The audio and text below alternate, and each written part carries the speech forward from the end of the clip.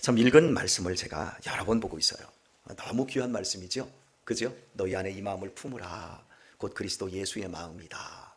분명히 우리에게 말씀하고 있어요. 질문 하나 할까요? 어느 신학자가 신학생들에게 질문을 던졌어요. 하나님이 어디 계십니까? 우리는 다 알거든요. 하나님은 무수보재. 어디에나 다 계시다.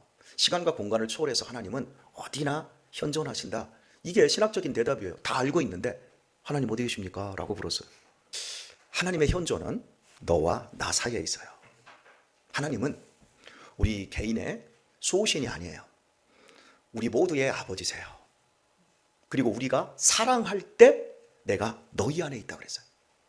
그래서 사랑하는 그 공간, 시간과 공간, 그 여백, 그곳에 하나님이 계시대요. 너희 안에 이 마음을 품으라 하는 이유도 이 역시도 관계 속에서 설명하고 있는 거예요. 빌립보 교인들을 향해서 너희가 이렇게 겸손한 마음, 낮아지는 마음으로 서로 사랑하고 살펴라. 그걸 주기 위해서 관계 속에서 말씀하고 있어요. 우리가 왜 말씀을 듣지요? 여러분, 이런 생각이 들지 않아요? 내가 기도하다가, 내가 말씀 듣다가, 아니면 내가 찬양을 뜨겁게 드리다가 갑작스럽게 성령님이 어마어마한 능력으로 나한테 찾아오시면 내가 확 변할 것 같은 어떤 그러한 소원들이 여러분에게 있지 않습니까? 제가 말씀드립니다. 그런 일이 일어나요. 기대하기를 바랍니다. 그런 일이 있어요. 저는 그런 일을 많이 봤어요. 어린 시절에도 많이 봤고 중간에도 많이 봤고요. 그리고 저 자신에게도 그런 날이 있었어요. 저는 여러분들이 이런 경험을 했으면 좋겠어요. 하지만 그 신적인 경험이 항상 언제 역사를 했냐면 하나님의 말씀을 내가 해석할 수 있을 때 그 일이 일어나요. 기독교 신앙에서 가장 중요한 건 말씀이 있다는 거예요. 말씀을 듣는다는 거예요. 말씀이 있고 말씀을 듣는다라고 하는 것은 우리가 듣고 생각하라고 하는 거예요. 생각을 해서 정신을 한번 차려보라는 거예요.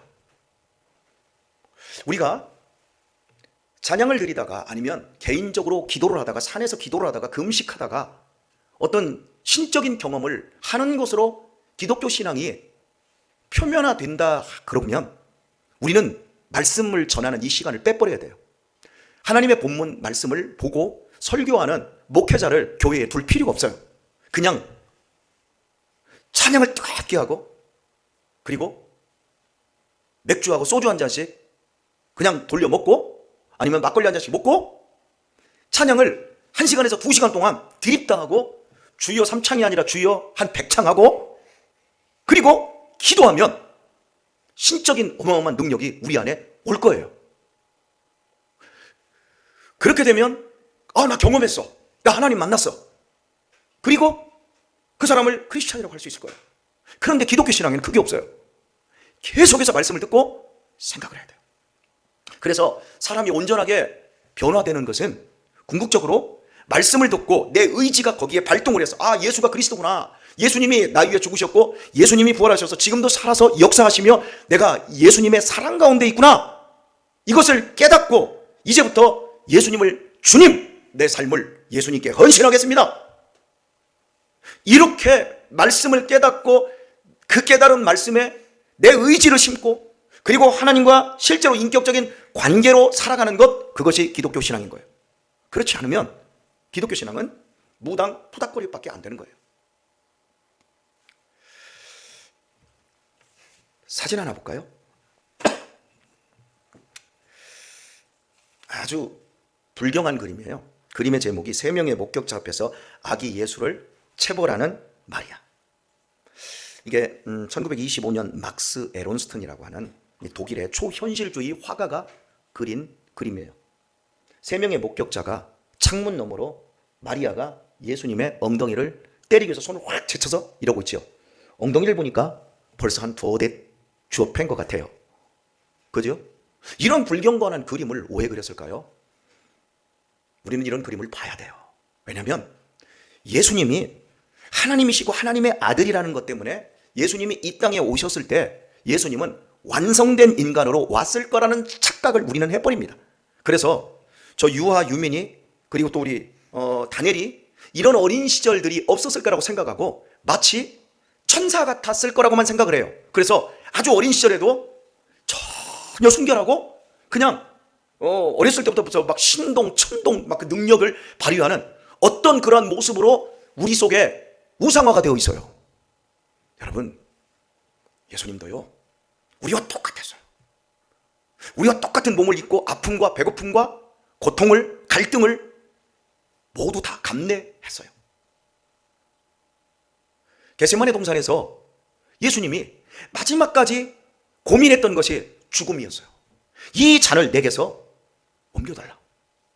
그러나 내 뜻대로 마시고, 예수님은 처음서부터 당신의 그 사생애와 공생의 기간, 십자가에 죽으시기까지 예수님은 자기를 온전히 비워내는 삶을 살았던 거예요. 다 비웠던 거예요.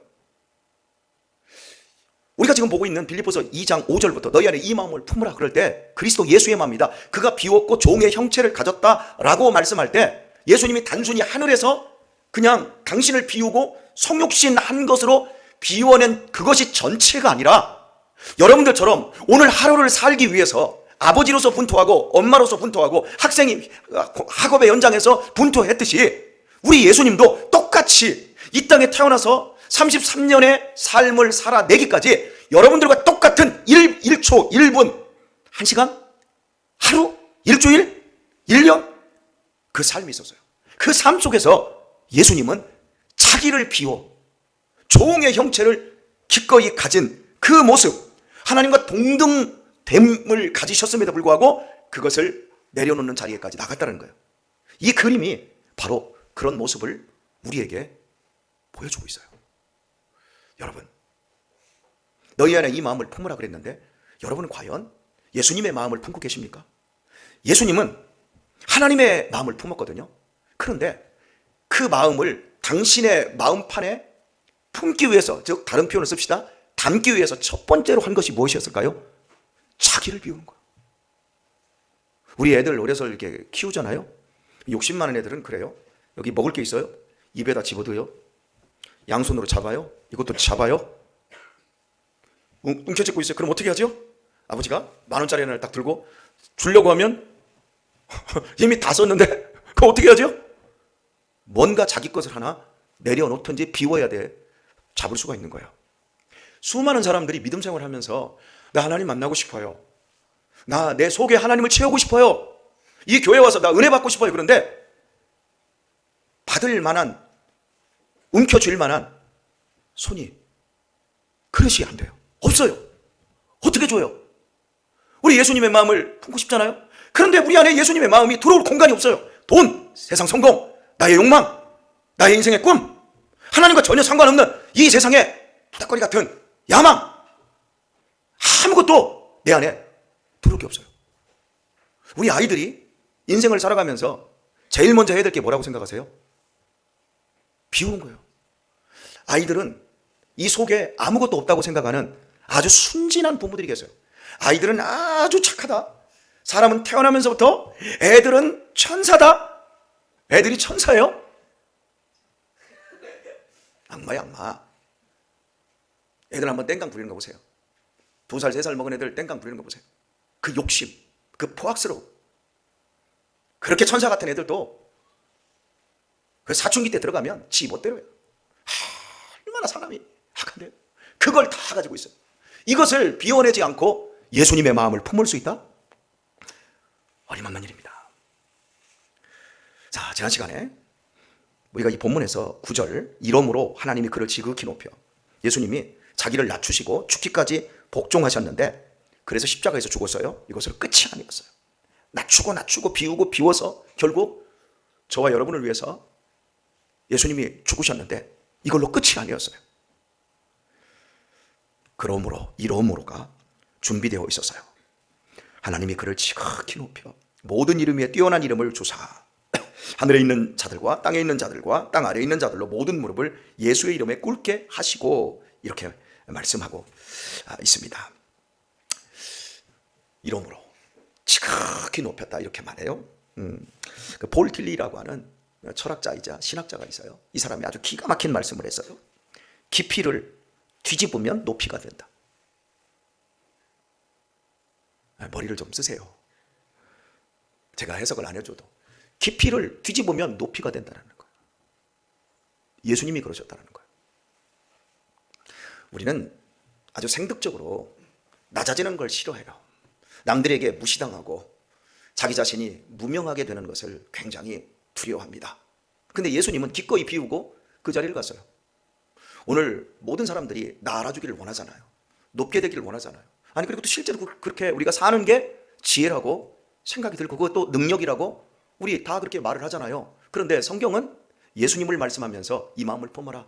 죽기까지 낮아졌다. 저 깊이까지 들어갔다. 그걸 우리에게 살라고 하는데 과연 이것이 우리가 교회 안에서 설교로서 그냥 한번 듣고 말 내용인지 실제로 우리의 삶 속에서 이걸 살아야 될 말씀인지 그것을 선택하는 부분은 각자의 몫일 겁니다. 그런데 반드시요 하나님께서 깊이를 뒤집는 날이 와요. 높이를 뒤집는 날이 와요. 그러면 높이와 깊이가 완전히 바뀐다는 걸 여러분 아십니까? 그런 날 와요. 안 올 것 같지요? 우리 학생들 안 올 것 같지요? 우리 어린이들 그런 날 안 올 것 같지요? 높은 사람은 계속 높아지고 멋있게 사는 사람은 계속 멋있게 살고 우아하게 사는 사람은 계속 우아하게 살고요. 못나고요. 지저분하고요. 정말 한심하게 사는 사람들은 계속 한심하게 살 것 같지요? 그런데요. 뒤집어지는 날이 와요.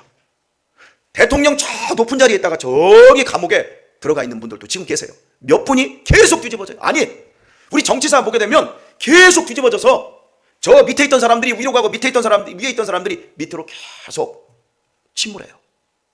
하나님이 뒤집는 날이 와요. 그래서 우리가 예수님의 마음을 품고 사는 것 그리고 그 겸손함을 유지하며 사는 것 그것은 우리에게 참으로 지혜일 거예요. 우리가 무슨 마음을 한번 품고 사는가 보세요. 뒤집어지는 날이 온다니까요. 내가 아무리 잘해도 뒤집어지는 날이 와요. 아무리 높아도요. 내가 아무리 잘하고 아무리 매너 있고 아무리 훌륭해 보여도 나중에 저 밑바닥으로 떨어지는 날이 온다니까요. 그리고 내가 지금 저 밑바닥에서 발발 디고 있잖아요. 그래도 나중에 보세요. 하나님이 어떻게 그 사람을 높이고 어떻게 쓰는지 여러분 준비되면 하나님이 그 일을 하신다는 걸 여러분이 알게 될 거예요. 여러분이 지금 무슨 마음을 품고 있나 보세요. 갑자기 나랑 상관없이 나의 자존심을 짓밟는 사람들이 있어요. 상황이 뒤틀려질 때가 있어요. 그때요 막 이 안에서 갑자기 성질을 내고 내가 누군데 나 이렇게 무시해? 교회가 뭐 있다야 뭐 그런 식으로 운영해 이런 식으로 팍 내지르는 경우가 있어요. 그게요 품은 게 나온 거예요. 여러분 지금 무엇을 품고 있어요?